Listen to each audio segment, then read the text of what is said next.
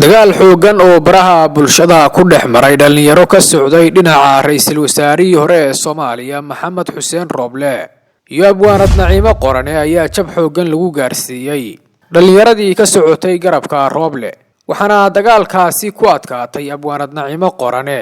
haddaba sidee ayay ku adkaatay abwaanad Naciimo Qorane maxayse ahaayeen cadaymihii ay keentay?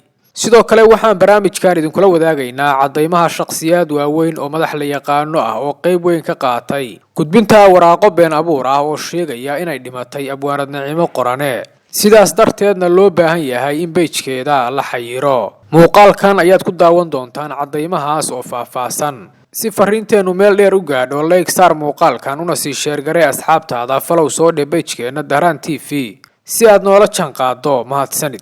24 saac ee la soo dhaafay dagaal afka ahaa oo aan waxba la isku hambayn oo dhex maray dhalinyaro ku beel ah ra'iisul wasaarihii hore ee Soomaaliya Maxamed Xuseen Rooble iyo abwaanad Naciimo Qorane oo ku dhex maray warbaahinta bulshada, waxaana dagaalkaas oo noqday mid si weyn shacabku uga falceliyeen ku adkaatay abwaanad Naciimo Qorane kadib markii ay keentay cadaymo waaweyn oo horey loogu jeediyay Rooble. waxaana ka mid ah mas'uuliyiinta eedahan horey ugu jeediyay Rooble wasiirka warfaafinta Somaliland Saleeman Yuusuf Cali Koore.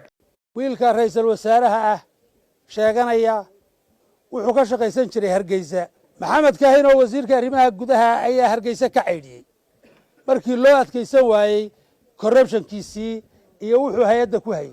hadalkan wasiirka warfaafinta Somaliland Saleeman Yuusuf Cali Koore wuxuu cudur ku noqday ra'iisul wasaare Rooble iyo dhammaan jamaahiirtiisa, wuxuuna markhaanti fudud u noqday abwaanad Naciimo Qorane. sidaas ayaana lagu jabiyay kooxdii u dagaalamaysay ra'iisul wasaarihii hore ee Soomaaliya Maxamed Xuseen Rooble. dhinaca kalena markii uu jabkaas soo gaaray jamaahiirta Rooble waxay qaadeen tallaabo fool xun oo cadaynaysa sida loogu jabiyay dagaalkii ka socday warbaahinta, waxayna waraaqo been abuur ah oo sheegaya inay dhimatay abwaanad Naciimo Qorane ka gudbiyeen page-keedii Facebook, waana ay ku guuleysteen. sidaas ayaana lagu xayiray ciwaankii abwaanad Naciimo Qorane ay ku lahayd Facebook. halkaas ayayna kala marayaan labada dhinac. haddaba daawade, sidee u aragtaa?